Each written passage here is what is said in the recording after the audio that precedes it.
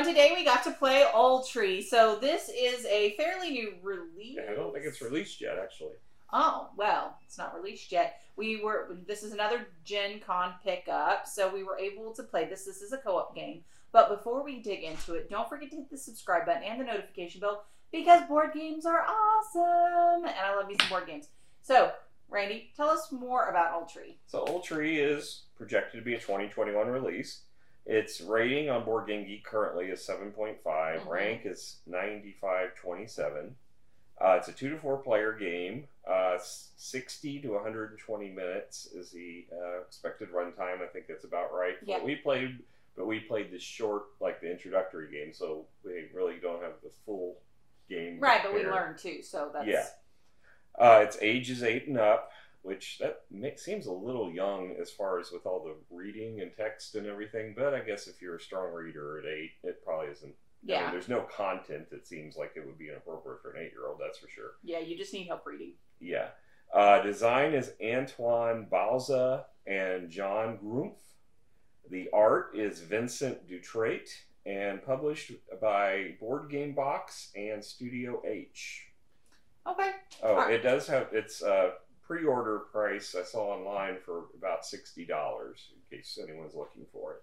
All right, so let's talk about quality of components. So I absolutely love what they did with the resources. This is one of the first. I was really impressed with the quality of this overall, given the fact that it's not a one and done game, but it is a campaign game, and it's got 6 stories in it. And once you've played through those 6 stories, I don't know how much replayability we'll have. We'll see. But there are some variant, cards that allow you to vary it in order anyway, as far as what happens. But I don't know how much replayability you'll have after that. But to put all the effort into the quality of components they did, I really appreciate it. Yeah, absolutely. I mean, just the treasure pieces, the resources, the figures. I love the fact that they're all custom and they're all painted. They're painted, stickered, something, screen printed or something. Yeah, they're all different, and they it took us a little effort to match the color of the different knights to their respective. Yeah, those were a little hard. Yeah, but once we figured it out. Overall, though, I mean, we had some. This is very eye-catching. Yeah. I mean, there's a lot of good things about this. I really enjoyed the art. Like, all of this is really cohesive. The cards are really nice. They're good thickness, and they're all linen finished. The dice are amazing. I love these big, chunky dice, and you have. And then you have an 8-sided die. That one's pretty basic, but just the quality of the dice I really liked. All the bits being screen printed. The cardboard you had a 3D dragon, which was really cool.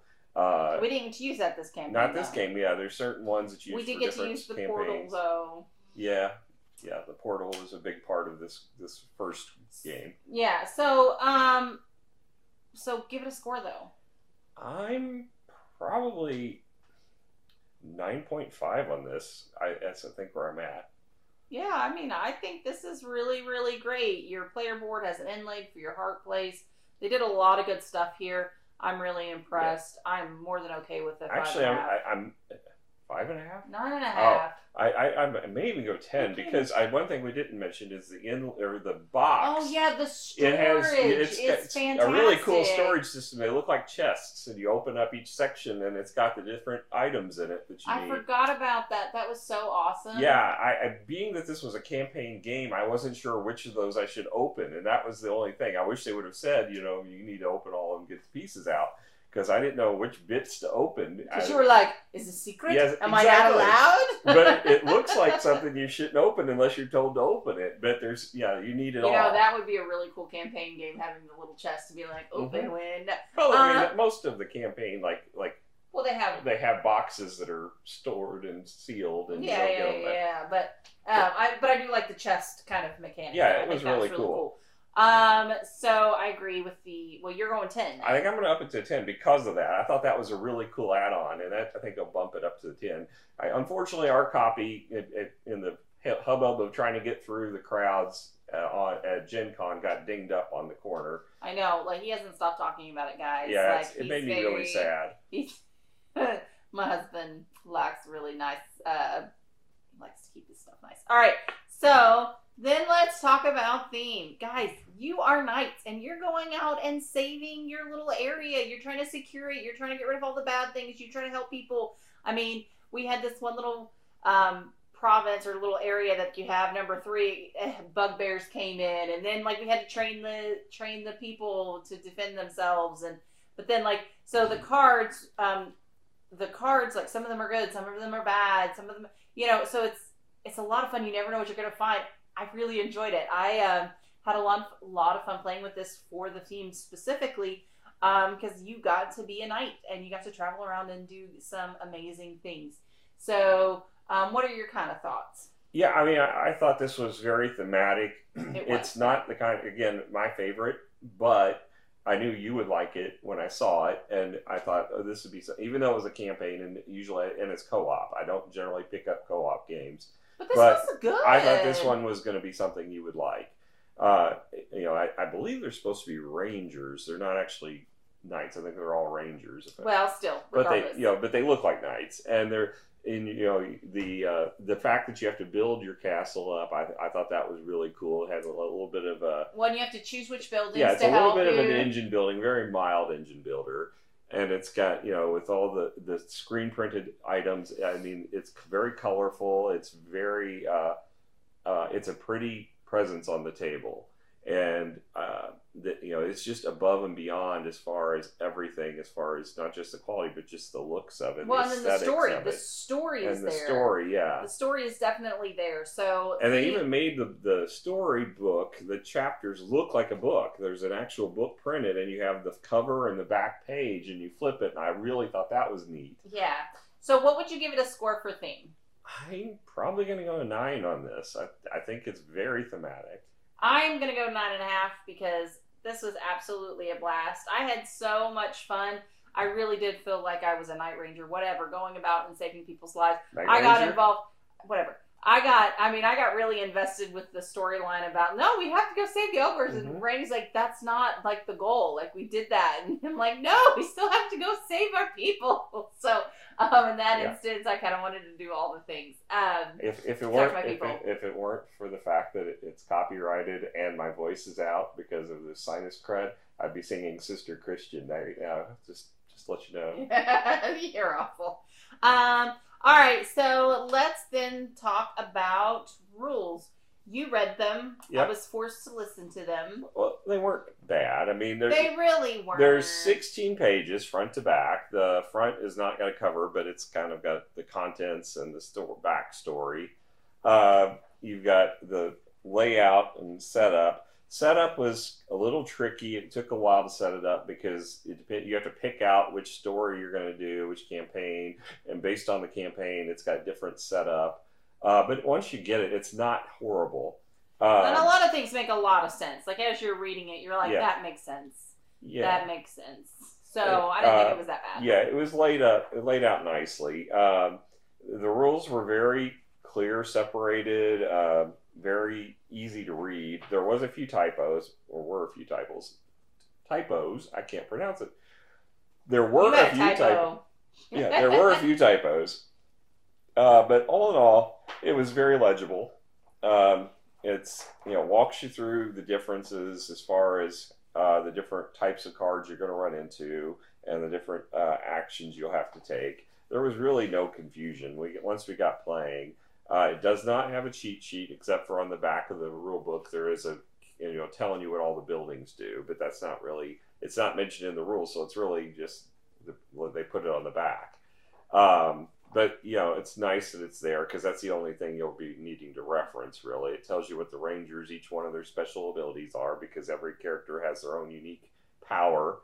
But they're pretty basic powers. There's nothing. They're pretty straightforward. Yeah.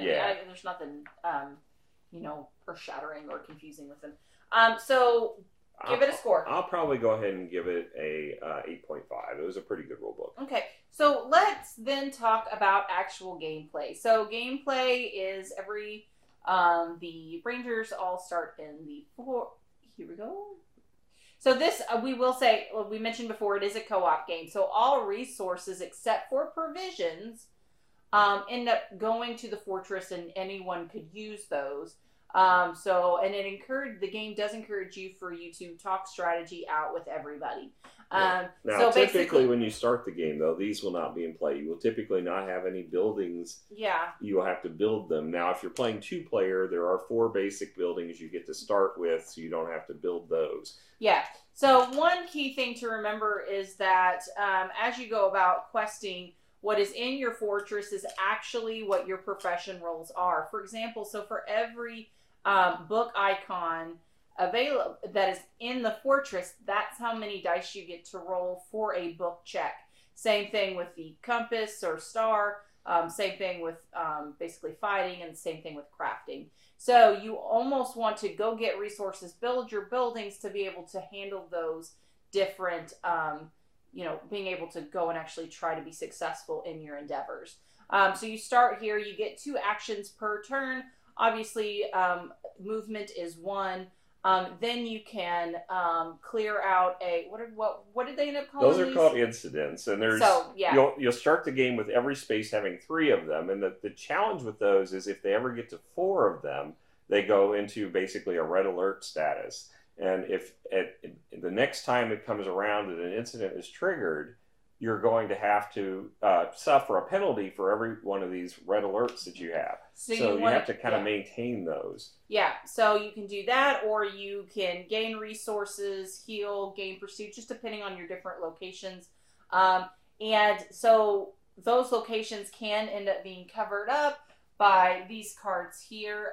They're called problems, and you roll the dice, and they get put on a certain location, and you can't use that location and until this is resolved. So, if you're like have no health, and then you got to go do something that could be pretty, that could kind of hurt your game. Yeah. So to start the turn out, first of all, the goal of the game is the story is kind of your timer, and as you go through, you're trying to make sure you clear out and complete whatever the goal of the story is, but you don't know what that is till the end of the game. Well, not just that, but along the way, you've got a card that is. This is an assignment card, and this will give you goals to accomplish along the way that will make your ending easier if you accomplish them. Yeah, so there are 2 things going on. So just kind of keep track. You've got to do the thing. So you came to here for a purpose, right? And that is what the assignment card is, right? So the ranger sent you here to build up this castle and do the things it said. But with that, something mysterious happens. And so that is where the story comes into play, which is why I thought that was really good in the theme. It captures the fact, I'm doing this thing over here, but then the story develops as I'm trying to do it. And so I'm trying to manage both pieces, which I really did appreciate.